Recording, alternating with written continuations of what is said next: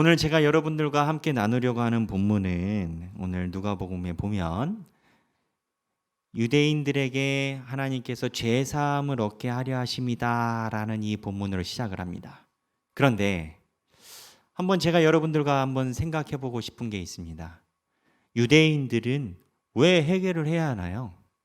아니, 조금 더 강하게 이야기를 하면 예수님이 오셔서 이 땅에 처음으로 이야기하고 대화를 나누신 게 유대인인데 처음으로 회개하라고 하는 게 왜 유대인이어야 하나요? 목사님이 무슨 소리를 하시나 생각을 하실 수 있겠지만 우리가 생각을 조금 바꿔봐서 생각을 하겠습니다.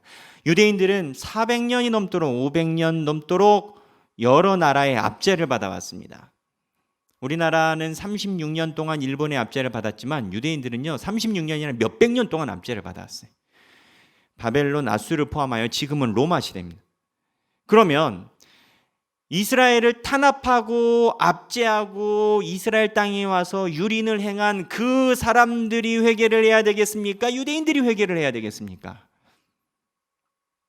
저는 그 사람들이 회개해야 된다고 생각합니다. 마치 이런 겁니다. 우리가 일제시대에 36년 동안 국권을 찬탈당했습니다. 그 시대에 새로운 목사님이, 유명한 목사님이 등장을 했다고 보십시다. 근데 그 목사님이 일본 사람들에게 너희 회개하라 이야기를 하는 게 아니라 압제받고 고통받고 아들을 억지로 끌려나가서 전쟁터에 가서 아들을 죽게 한 사람들, 그리고 눈치 보면서 정말 일본 사람들의 눈치를 보면서 고통받고 있는 한민족 보고 회개하라고 한다고 생각을 해보십시오. 일본 사람이 아니라 어떻게 생각하겠습니까? 오늘 본문은 이러한 질문에서부터 이야기가 시작됩니다.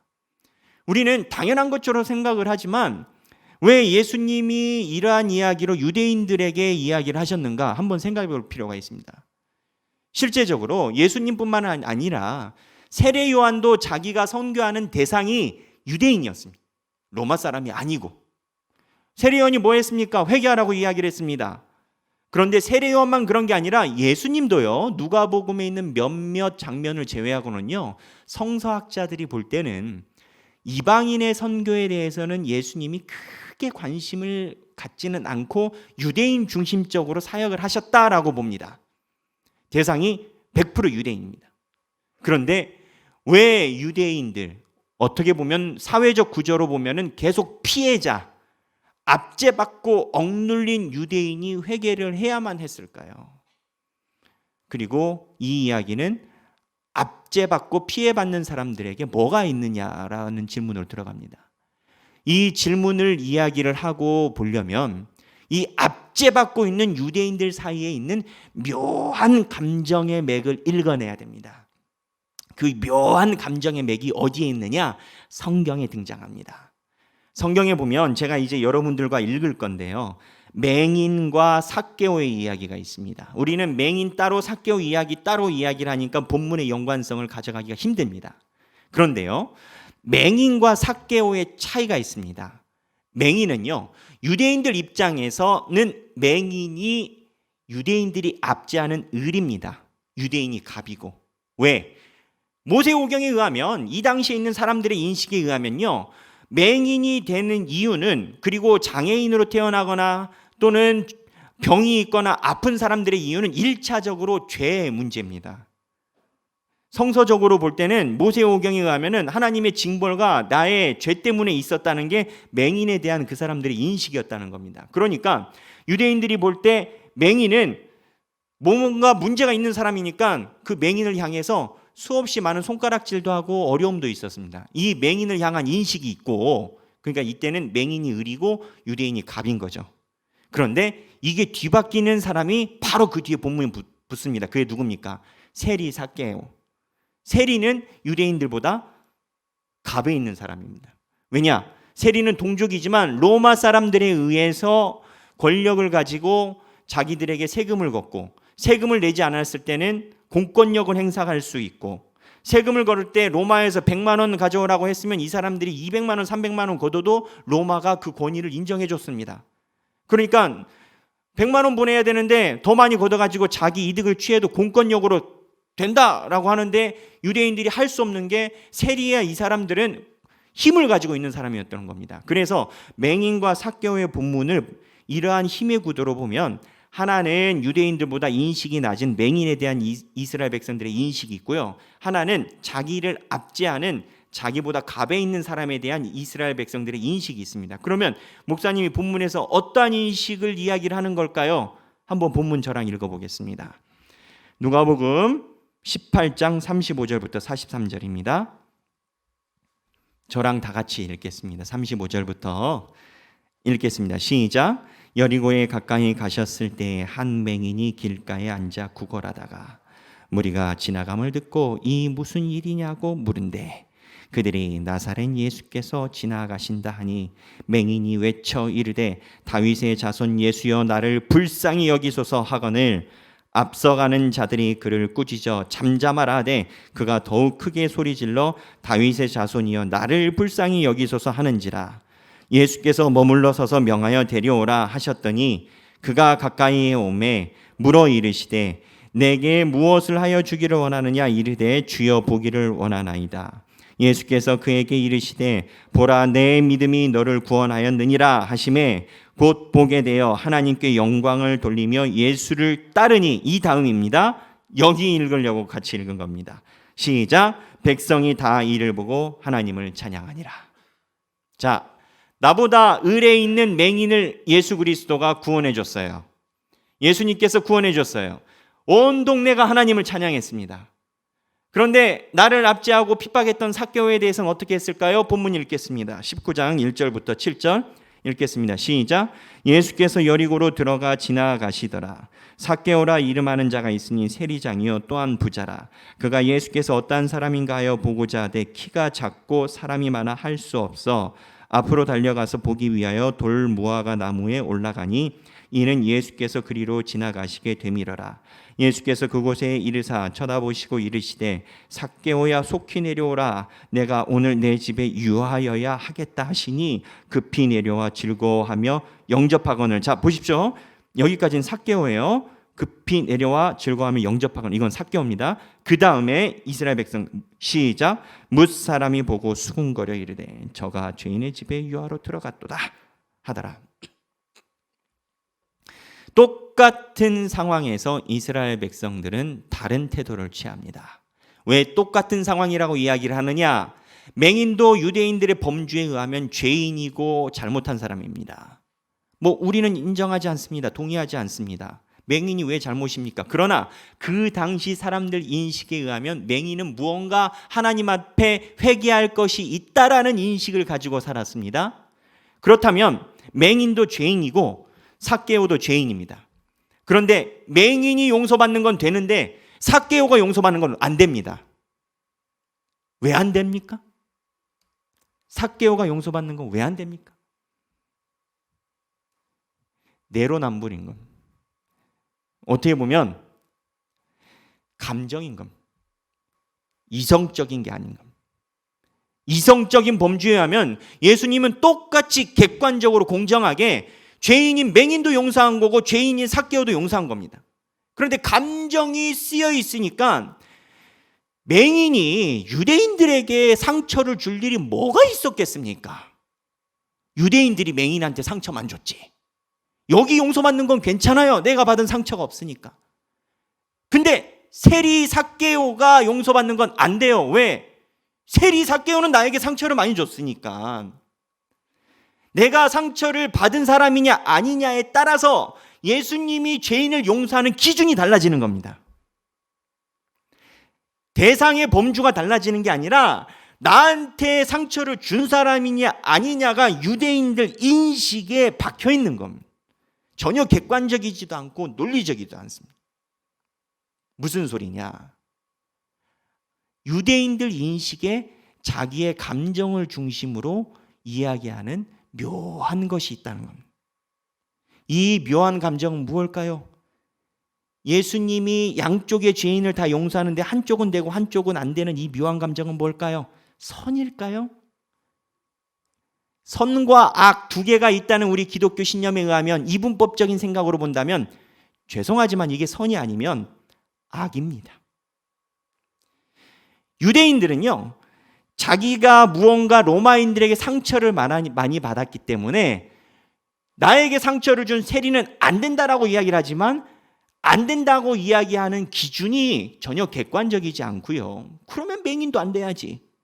그런데 그 안에 묘하게 자기가 인식하지 못한 악이 존재를 하는 겁니다. 이러한 장면이 하나가 있습니다. 그런데 또 다른 장면에 이 압제받는 사람의 묘한 특징이 또 성경에 나타납니다.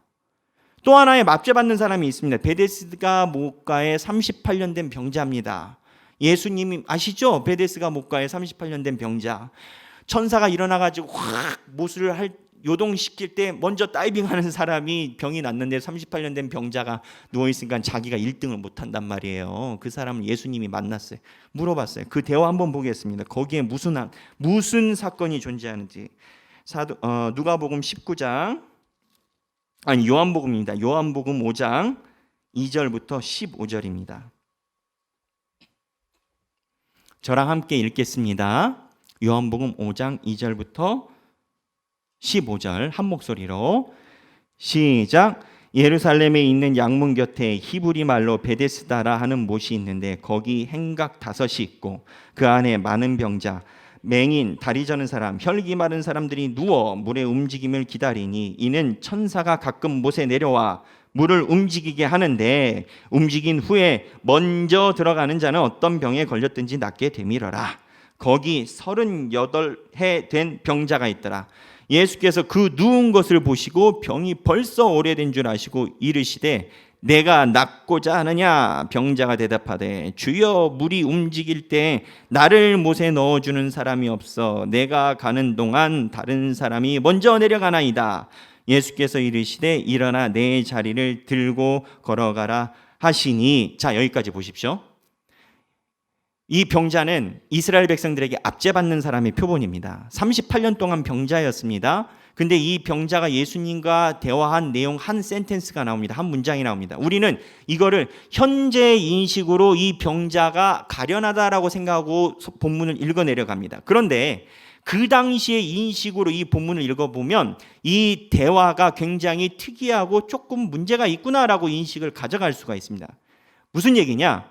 병자라는 인식은 우리는 동의하지 않지만 그 당시에는 병자는 죄가 있기 때문에 병이 있었다는 그 민중의 생각이 있었습니다. 모세오경에 근거하여. 그러면 예수님이 와서 병자에게 물어봤습니다. 네가 낫고자 하느냐? 그러면 병자가 자인식이 내가 죄인이라고 생각하면 뭐라고 대답해야 되겠습니까? 내가 낫고자 하느냐? 주여 제가 죄인입니다. 죄인이여 이 병을 고칠 힘이 없습니다. 이게 맞는 답 아니겠습니까? 근데 병자가 뭐라고 얘기를 합니까? 주님, 나를 못에 던져주는 사람이 없어 못 낫습니다. 이게 뭘 의미하는 줄 아십니까? 압제받고 있는 이 병자는요, 지금 본인이 1차적으로 이야기하는 걸 얘기를 안 하고 두 번째 이야기를 하는 게 뭐냐면 남 탓입니다. 내가 병자가 되고 못 낫는 이유는 그 당시 인식으로, 우리 인식이 아니라 그 당시 인식으로는 내가 죄인이어서 주님 내가 병이 안 낫는 것 같습니다. 이렇게 얘기를 해야 되는데 내가 병이 안 나는 이유는 남 탓인 거예요. 나를 밀어줄 사람이 없는 거예요. 그런데 이러한 병자의 인식이 여기만 드러나는 게 아니에요. 이 병자가 고침받고 나서 이제 사고가 났어요. 시끄러워졌어요. 왜 시끄러워졌습니까? 유대인들이 이제 문제 제기를 한 건 거예요. 유대인들은 병자가 일어나 걸은 건 전혀 관심이 없어요. 문제는 안식일에 누가 이러한 기적을 행했느냐? 그게 예수인 거 아니냐라고 추적해서 예수님을 곤란하게 만들고 싶은 건 거예요. 그래서 그 다음에 병자와 대화하는 게 나타나요. 이 본문을 읽으면 뭐냐면 처음에 유대인들이 불러서 병자 보고 너 누가 걸으라고 했어? 그랬더니 병자가 분위기가 묘하니까 저 잘 모르는데요? 라고 이야기를 해요. 근데 그 다음에 어떻게 하냐면 본문을 봅시다. 9절부터 읽어보겠습니다. 5장 9절 다 같이 읽겠습니다. 시작. 그 사람이 곧 나아서 자리를 들고 걸어가니라. 이날은 안식일이니. 10절 유대인들이 병 나은 사람에게 이르되 안식일인데 내가 자리를 들고 가는 것이 옳지 아니하니라. 일단 여기서부터 옳다 그르다가 나오는 건 거예요. 옳지 않다는 거예요. 유대인들이 11절 대답하되 나를 낫게 한 그가 자리를 들고 걸어가라 하더라 하니 이제 여기서부터 이제 그런 거예요. 옳지 않고 그런 거는 내가 아니고 누가 나를 걸어가게 했다는 거고 내가 따라 했다는 거예요. 그랬더니 유대인이 이제 누군지 잡겠다 이거죠. 그들이 묻되 12절 시작. 그들이 묻되 너에게 자리를 들고 걸어가라 한 사람이 누구냐 하되 13절에 고침을 받은 사람은 그가 누구인지 알지 못하니 이는 거기 사람이 많으므로 예수께서 이미 피하셨습니다. 여기까지가 유대인들과의 대화예요. 그러면 유대인들한테 나 잘 모르는데 누가 걷게 해서 걸었다라고 이러고 나왔잖아요. 그 다음에 예수님을 만나요. 14절 다 같이 읽겠습니다. 그 후에 예수께서 성전에서 그 사람을 만나 이르시되 보라 내가 나았으니 더 심한 것이 생기지 않게 다시는 죄를 범하지 말라 하시니, 제가 아까 이야기했던 그 당시 인식을 예수님도 가지고 계신 거예요. 죄가 있었기 때문에 네가 아팠고 나섰으니 더 심한 것이 생기지 않게 죄를 짓지 말라. 예수님도 그 인식을 갖고 있는 건 거예요. 근데 예수님이 이 얘기를 그 성전에서 만나서 그 사람한테 얘기를 하니까 15절입니다. 그 사람이 유대인들에게 가서 자기를 고친 이는 예수라 하니라. 이거를 왜 얘기를 할까요? 본인이 분위기가 보니까 유대인들이 자기 안식일날 고침받은 거에 대해서 문제 제기를 하는 건데 누구냐 나 모르는데 누군지 알게 됐어. 유대인들한테 가가지고 그게 예수라라고 부르질 않았는데 본인이 가서 이야기를 해요. 지금 병자는요, 내가 고침받지 못하는 것은 나를 밀어주는 사람이 없어서 남 탓으로 내가 병을 못 고친 거고요. 내가 안식일에 문제가 일어나서 사고를 친 것은 내가 아니라 예수 때문인 거예요. 압제받는 사람들의 자기가 인식하지 않는 묘한 인식이 남 탓인 거예요. 첫 번째는 압제받는 사람들의 묘한 인식이 뭐였냐? 첫 번째 있는 압제받는 묘한 인식은 나는 상처를 받았으니 죄는 절대 안 돼. 이게 당연한 것처럼 이야기하는 인식인 거예요. 본인의 감정 문제가. 두 번째는 남 탓인 거예요. 이 남 탓하는 것, 우리가 영적인 사람이고 영적인 것을 추구하고 성령을 추구한다면 이렇게 남을 탓하는 우리가 인식하지 못하는 이것은 선이겠습니까? 악이겠습니까? 선이라고 이야기할 수 없습니다. 이건 악입니다. 제가 이야기하고 싶은 건 이겁니다. 예수님이 말하는 것은 저는 이거라 생각합니다. 이거라 믿습니다. 상처를 많이 받고 고통을 많이 받은 사람들은요, 내가 사람들에게 압제를 받고 상처를 받았기 때문에 나도 모르게 내가 순수하고 의인이라고 생각할 수밖에 없습니다. 그리고 내가 상처를 많이 받았기 때문에 내가 피해자라는 그 자인식이 나를 둘러쌉니다. 코스프레입니다. 코스프레가 뭡니까? 가면, 옷 입기, 다른 옷 입기. 그 내가 피해자라는 그 인식 속에 본인이 인지하지 못하는 피해자라는 인식 속에 악이 숨어 있는 겁니다. 그런데 이 악이 굉장히 고급 악이라는 게, 고급 악이라고 저는 보는 게, 가해자들은 이 공간이 없습니다. 가해자들은요, 증거가 있고 증인이 많고 사람들이 많기 때문에 이거를 인식할 틈이 없어요. 그냥 가해자는 회개하든지 말든지 둘 중에 하나예요. 근데 피해자는요, 이 인식 속에 분노와 그리고 남 탓이 숨겨져 있어도 본인도 모르고 남도 모르는. 예수님이 왜 이 이야기를 하셨을까요? 왜 피해자인 유대인 보고 먼저 회개하라고 이야기를 하셨을까요? 말하기 편해서? 유대인들이 친하니까? 내 말을 듣는 애들이 얘네니까? 로마 애들은 관심이 없어서? 아니요. 예수님이 이야기하는 사랑과 화평을 가져오려면 피해자인 유대인들부터 맘 정리를 해야 되는 겁니다. 그 안에 자기네들이 인식을 하지 못하는 자기 안에 숨어있는 악을 봐야 되는 겁니다. 근데 이 악이요, 정말 개인으로 봤을 때는 묘한 한 가지 악으로 보일 것 같지만 이 악이 집단으로 합쳐지면 거대 악이 됩니다. 그 거대 악의 예가 최근에도 있습니다. 여러분, 2차 세계대전 이후에 가장 많은 사람들이 학살을 당한 사건이 뭘까요? 전 세계적으로. 우리는 우리나라에서 일어난 일이 아니니까 별로 관심이 없습니다. 2차 세계대전 이후에 가장 많은 학살이 있었던 게 1994년 르완다에서 일어난 사건입니다. 르완다에서 어떠한 학살이 일어났냐? 학살의 원인이 뭐냐?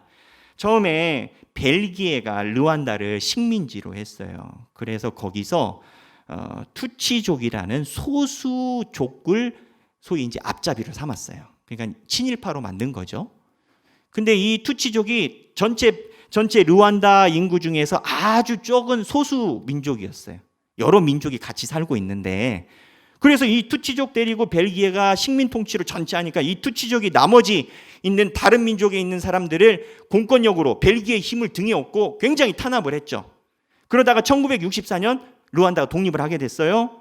그러니까 소수민족인 투치족이 힘을 얻고 다수민족, 르완다 안에 있는 다수민족인 후투족이 힘을 갖기 시작했어요.